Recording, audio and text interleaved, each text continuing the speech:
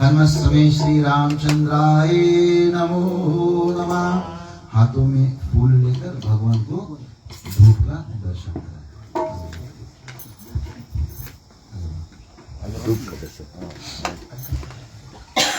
ओम धूपम समर्पयामि, ओम धूपम समर्पयामि, ओम धूपम समर्पयामि श्री सीता लक्ष्मण भरत शत्रुघ्न हनुमत्समे श्री रामचंद्राय नमो नमः। ठीक उसी तरह दीपक का दर्शन करें। ओम दीपम दर्शयामि, ओम दीपम दर्शयामि, ओम दीपम दर्शयामि श्री सीता लक्ष्मण भरत शत्रुघ्न हनुमत्समे श्री रामचंद्राय नमो नमः। पुष्पमाला को हाथों में ले लें और अपने स्थान पर खड़े हो जाएं। भगवान से प्रार्थना करें कि भगवान सुंदर से फूल को तोड़कर एक तोड़ के बांधे प्रभु, आपके गले की शोभा को बढ़ाने के लिए आप इसे स्वीकार कर आशीर्वाद देना। हरिओम श्री सीता लक्ष्मण भरत शत्रुघ्न हनुमत समेत श्री रामचंद्राय पुष्पमाल्यम समर्पयामि। फल प्रसाद हाथों में ले ले और भगवान से प्रार्थना करें कि भगवान जो कुछ भी हमसे हो सका आपकी पूजन के निमित्त आज लेकर यहाँ पर उपस्थित है प्रभु, आप कृपा करना। जैसे सबरी के छोटे बैल को अपनाया था, हमारे इसे फल प्रसाद को स्वीकार कर हमको आशीर्वाद देना। ओम हित्वम पक्वम हमेशाम नानाविधम नववेदम समर्पयामि इति फल प्रसाद समर्पयामि श्री सीता लक्ष्मण भरत शत्रुघ्न हनुमत समेत श्री रामचंद्राय प्रतिगृहताम। नमस्कार कर ले भगवान को। ओम श्री सीता लक्ष्मण भरत शत्रुघ्न हनुमत समेत श्री रामचंद्राय शतकोट नमस्कार करोमि। ठीक है, चले सभी से आग्रह करते कि जो कोई भी अपने स्थान पे खड़े हो जाए ताकि सब मिलकर रामायण महारानी की और भगवान श्री रामचंद्र जी की आरती को हम मिलकर कर सकें।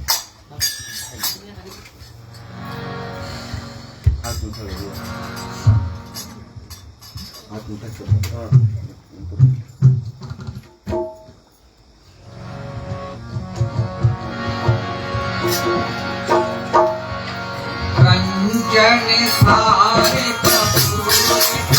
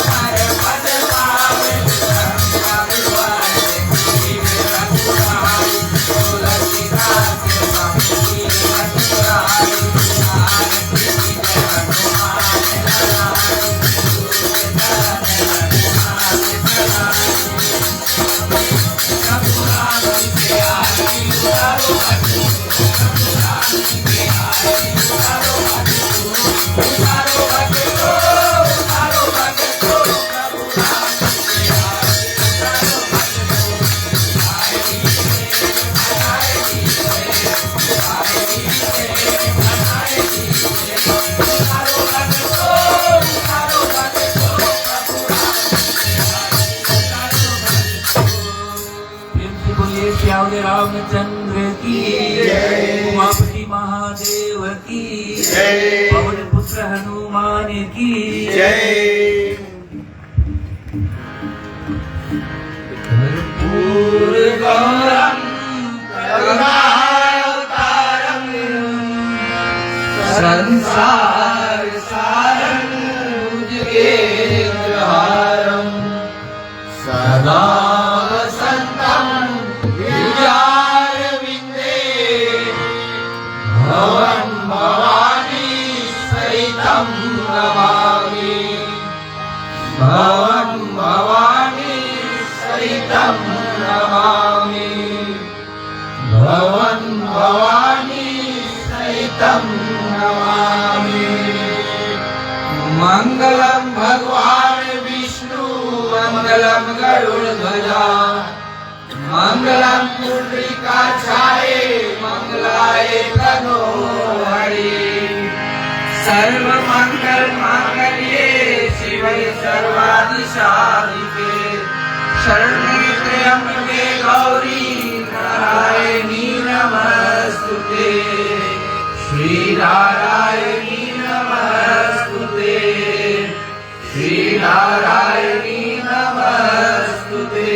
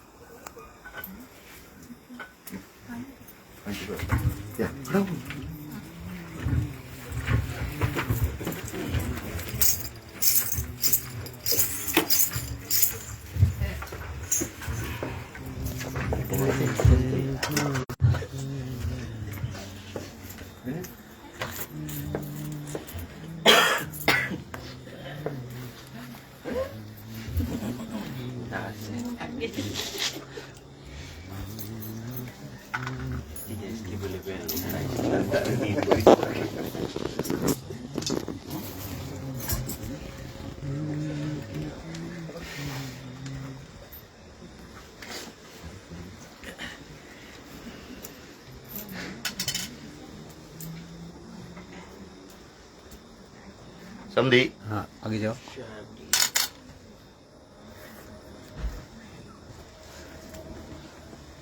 आगे जाओ, आगे जाओ, आगे जाओ। ले लो आरती। नहीं नहीं आरती नहीं लेगा। नेम पे ओ अच्छा। बैठो उधर कर ले।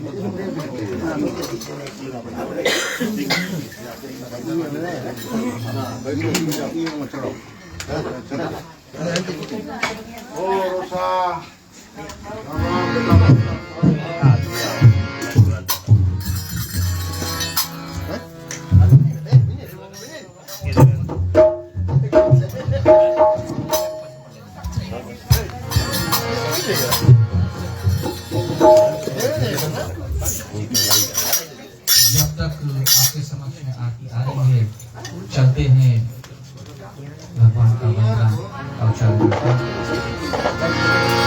बंदौ चरण कमल रघुनंदन बंदौ चरण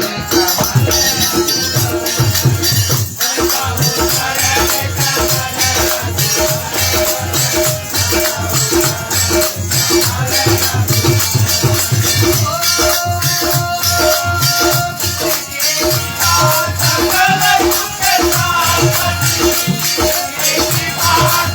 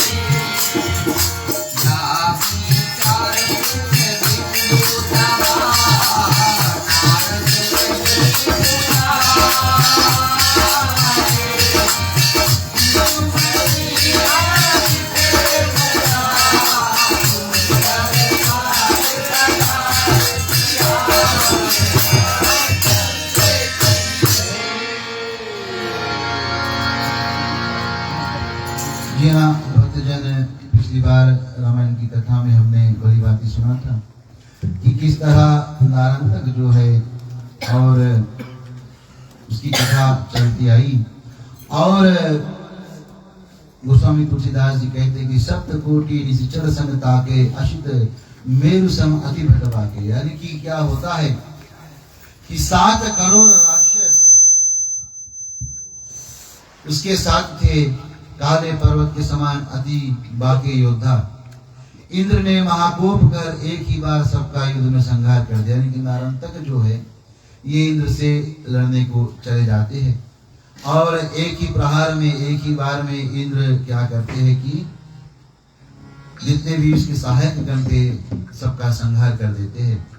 और केवल बिंदु भाग कर घर में आया, उसकी स्त्री ने उस समय उसे सुख दिया।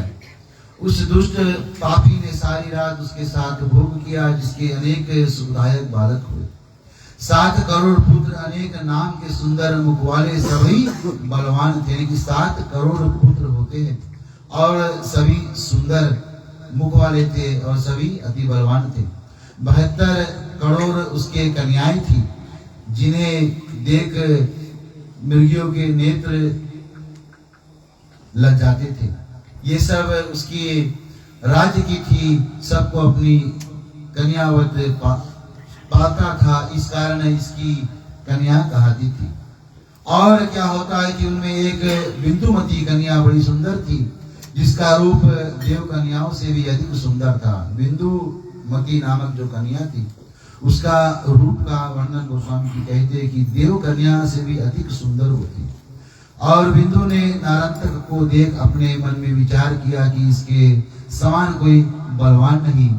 और दोहा में गोस्वामी जी कहते हैं कि या विचार चित बिंदु तवा नारंतक बुलाए, बिंदुमति के अधिसूता सुंदर साज सजाए, सियावर रामचंद्र की जय। यानी कि यह विचार कर बिंदु ने नारंतक को बुलाकर बिंदुमती आदि सब कन्याओं को सुंदर साज सजाकर, और आगे चौपाई में सुनते हैं कि क्या होता है।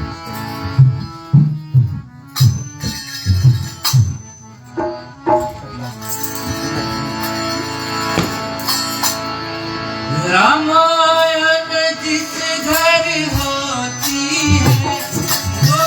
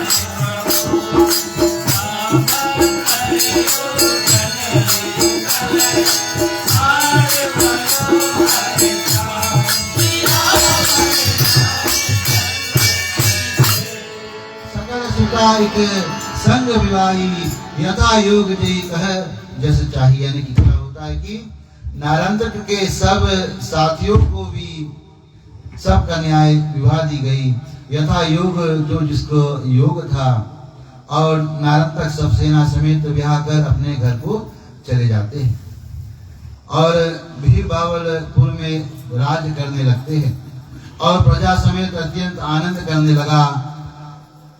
जो स्त्रियां देवताओं के घर में उचित थी वे राक्षसों के यहाँ आरंभ से आ गई।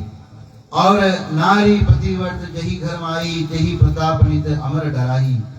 और बिंदुमती विद्यासमताता बुद्ध जन सभा चरित्र विख्याता। यानी कि क्या होता है कि जिसके घर में पतिव्रता स्त्री होती है उसके प्रताप से देवता नित्य डरते हैं। यानी कि जिस घर में पतिव्रता स्त्री होती है वहां आने से देवता भी डर जाते हैं।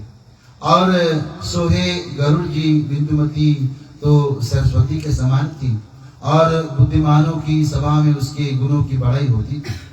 और हे गरुड़ जी, यह नारंतक की उत्पत्ति मैंने गाई है। अब अगला सुंदर चरित्र सुनो।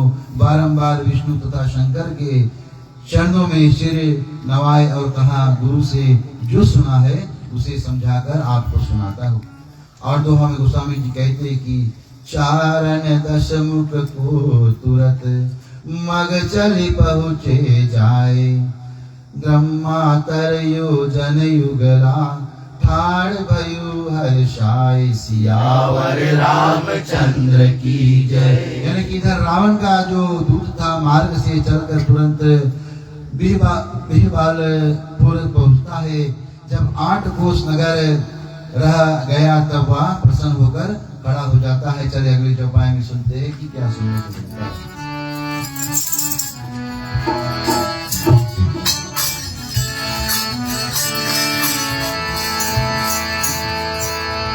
हम कथा कहे श्री राम सकल गुण गान की। जय हो मैया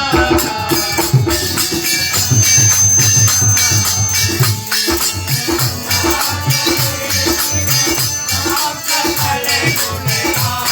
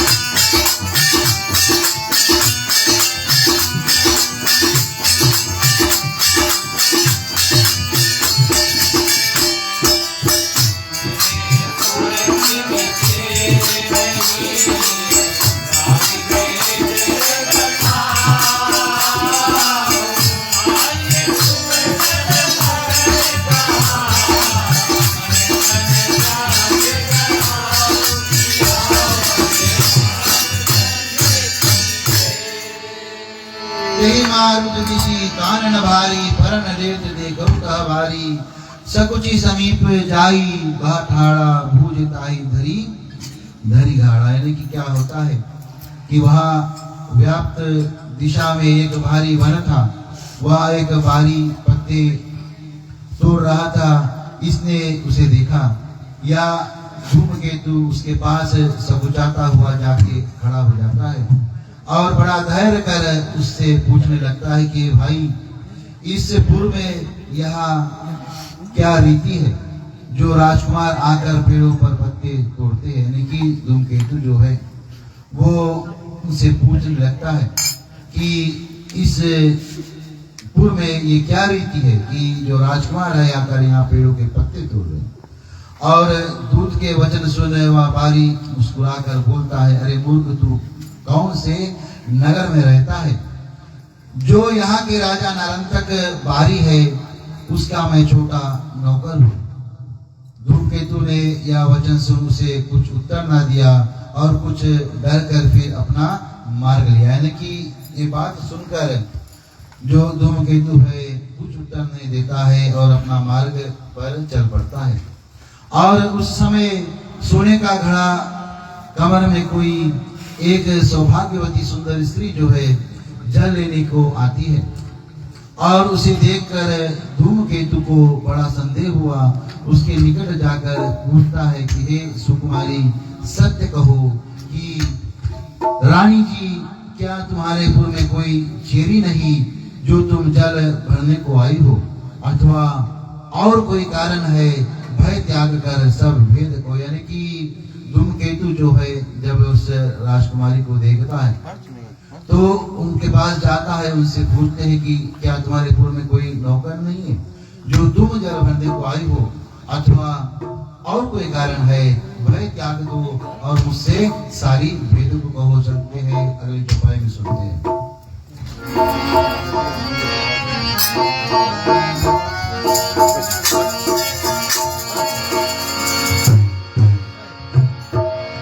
तेरा राम जी करेंगे तेरा पार।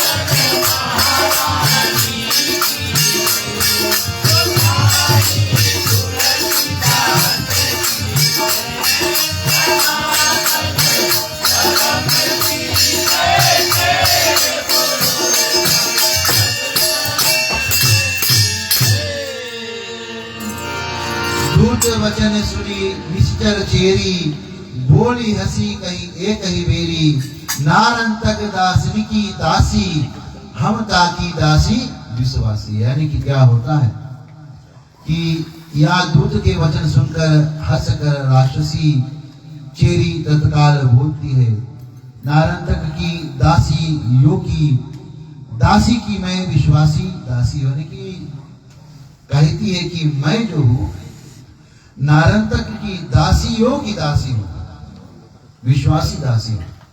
और सदा भरव यही सागर पानी, ये आवही के ही कारण रानी, यानी कि सदा इस सागर में पानी भरती आती हो, भला यह रानी काहे को आवेगी।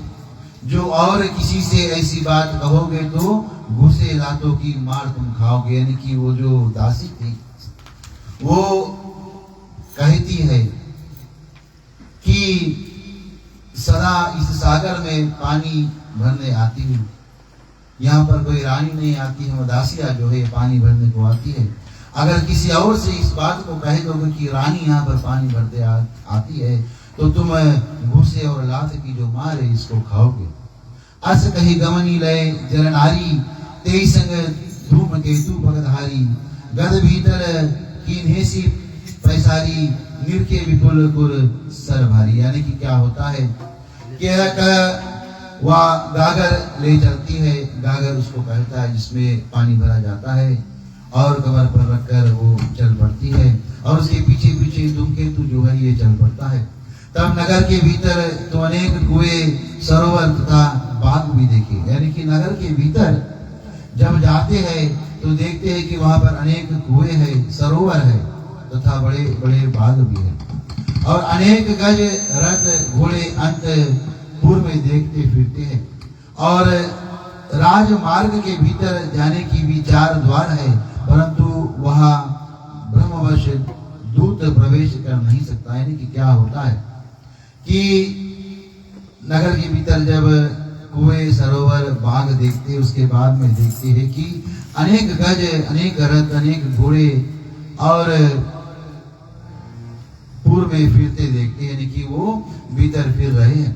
और राजमार्ग की ओर जब देखते हैं, यानी कि राजा के महल की मार्ग की ओर जब देखते हैं तो भीतर जाने की भी 4 द्वार है, परंतु वहां पर ब्रह्मवश भी दूत प्रवेश नहीं कर सकता।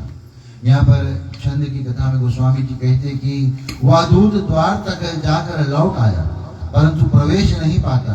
इस प्रकार धूमकेतु ने 2 घड़ी खड़े व्यतीत कर दिया, और चौक में खड़ा होकर विचार करने लगता है कि उसी खोटे समय में उसे राक्षसों के नाश होने के निमित्त एक अवसर आरंभ वर्ष में मिल गया।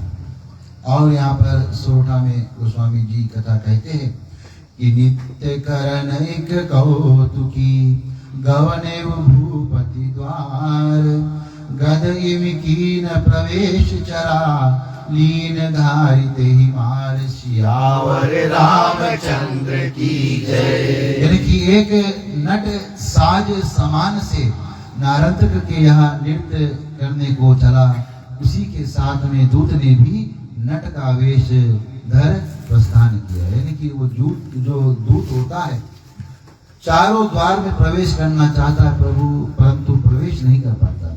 तो क्या होता है, उसी समय एक नट जो है, जो नृत्य करने वाला होता है, उसको नट कहते हैं। ये टाया में लगाने वाला नट नहीं है। तो जो नृत्य करने वाला था जब भीतर की ओर जाता है तो उसी के साथ ये दूत भी नट का वेश धारण कर लेता है और अंदर प्रस्थान करता है। इससे आगे की कथा हम मंगलवार को दिन में यहीं पर दिवाली के जो शुभ दिन है यहाँ पर सुनेंगे कि आगे गोस्वामी तुलसीदास जी क्या कहते हैं। चले एक सुंदर नाम संकीर्तन हो जाए, तत्पश्चात कथा का विसर्जन करें। नगरी हो अयोध्यासी, रघुकुल सघराना हो, शरण हो राघव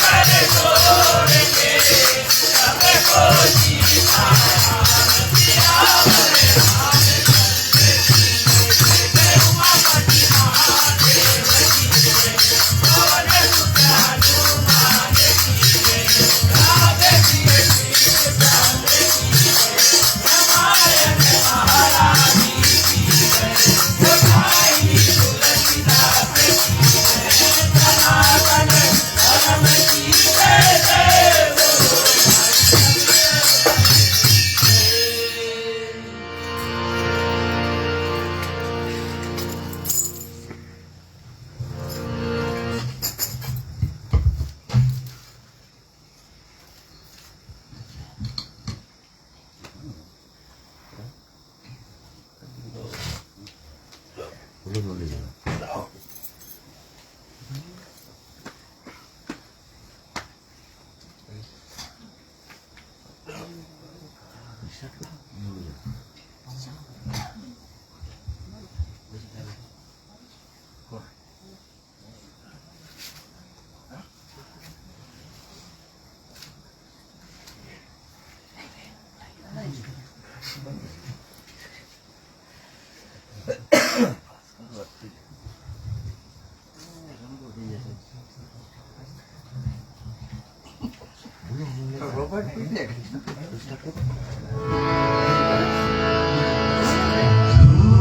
करो दुख दर्द सभी, क्षमा करो भगवान, मन मंदिर उज्जवल करो, देकर निर्मल ज्ञान।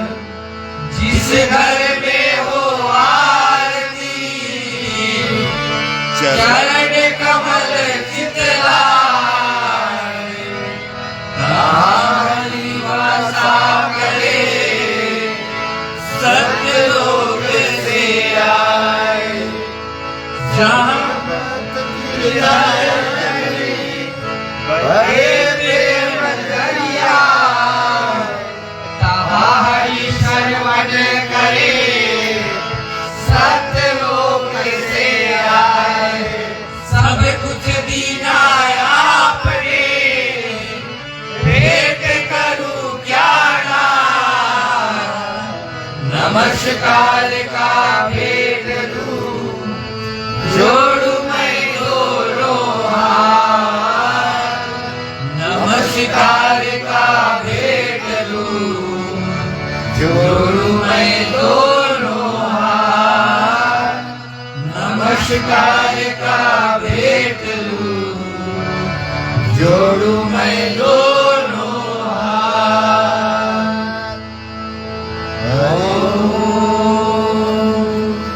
ध्रुव शांति, अंतरिक्ष गुम शांति, पृथ्वी शांति, आपा शांति, औषधया शांति, वनस्पतया शांति, विश्वदेवा शांति, ब्रह्म शांति, सर्वगुण शांति, देवा शांति, श्यामा शांति रेधि।